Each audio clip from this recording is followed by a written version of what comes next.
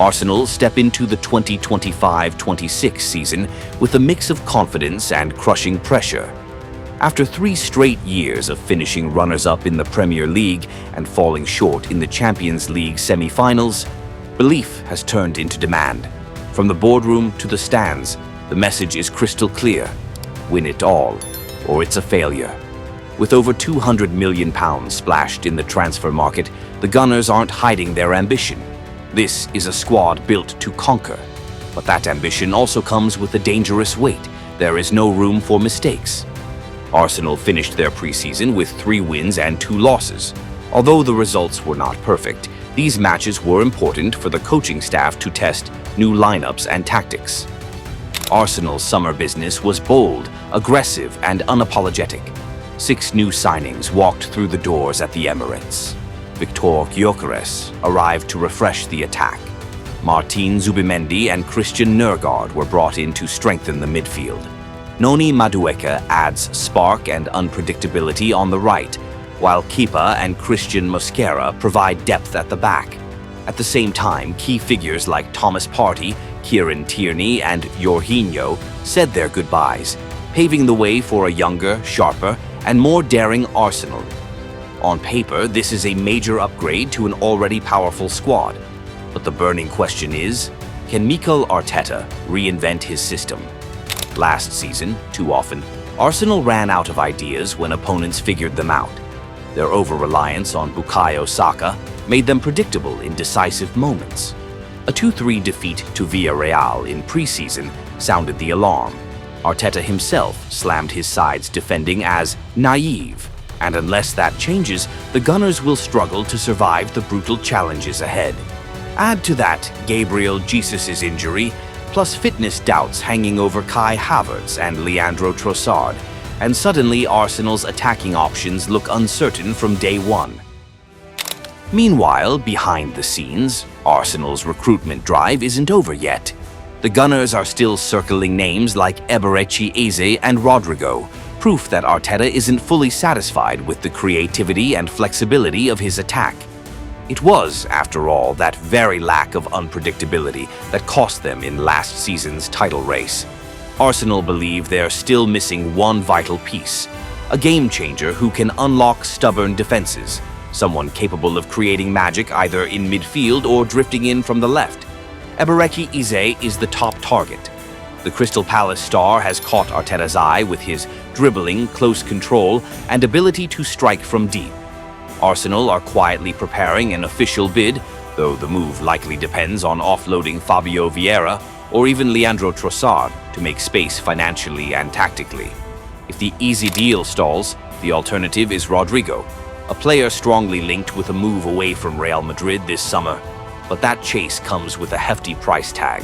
Los Blancos are demanding close to £100 million. Arsenal are tantalizingly close to having a fully complete squad. Depth, tactical flexibility, defensive solidity. It's all there. What they still lack is a spark, the kind of player who can break open a deadlock.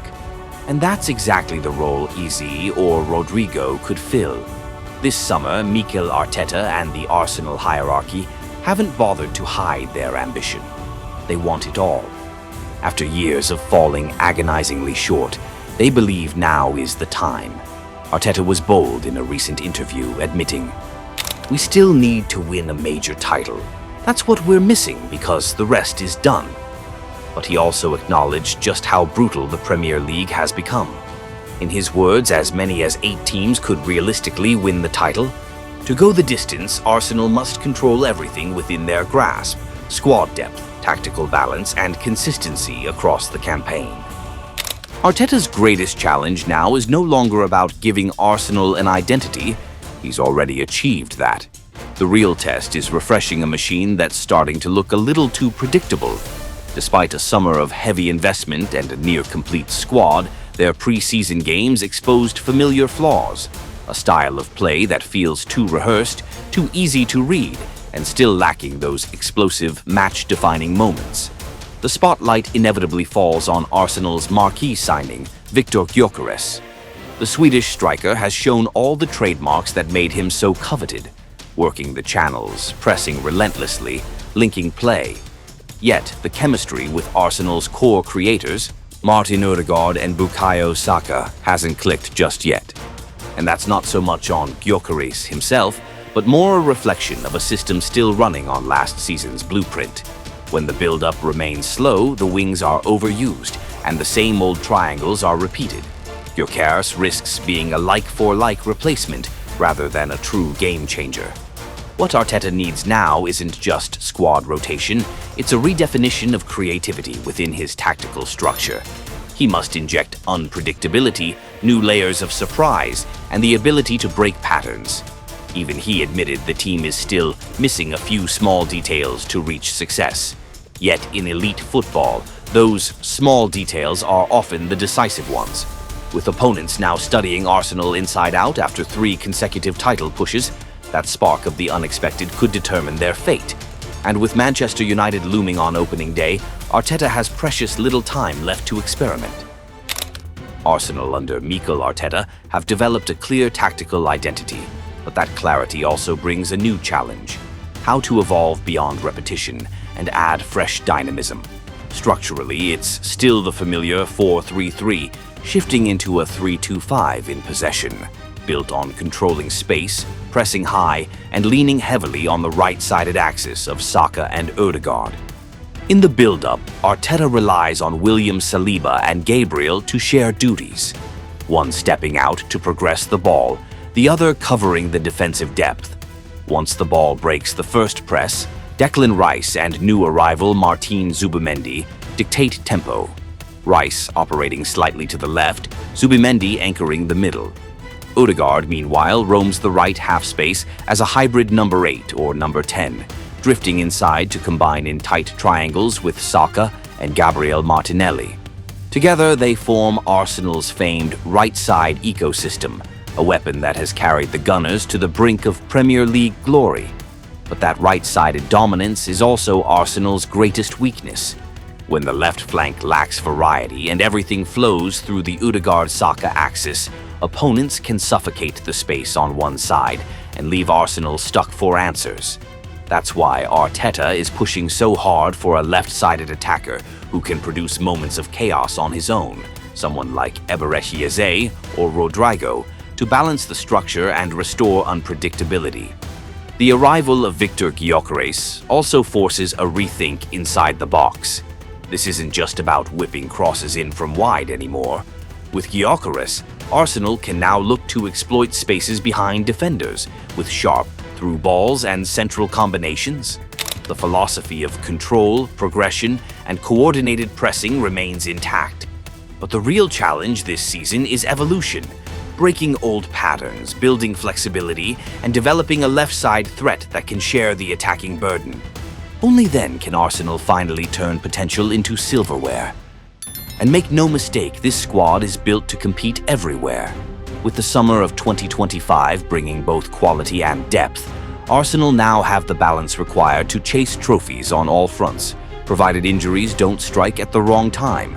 Arteta's best 11 on paper is a powerful blend of stability, youth, and creativity.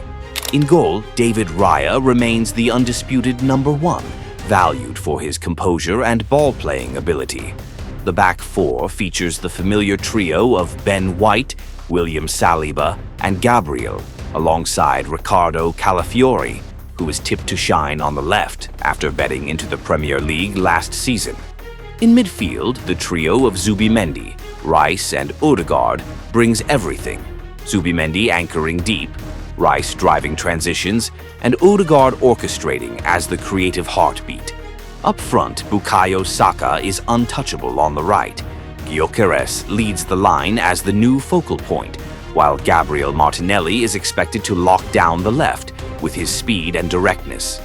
This is not just a team built on technical quality, but one designed for mobility, versatility, and multiple attacking routes, the very traits Arsenal lacked in decisive moments of the past. If Arteta can truly unlock this combination, he has a side capable of going the distance in every competition. For Arsenal, the goals this season are no longer about building, no longer about potential, and no longer about progress step by step. There is only one word left: champions.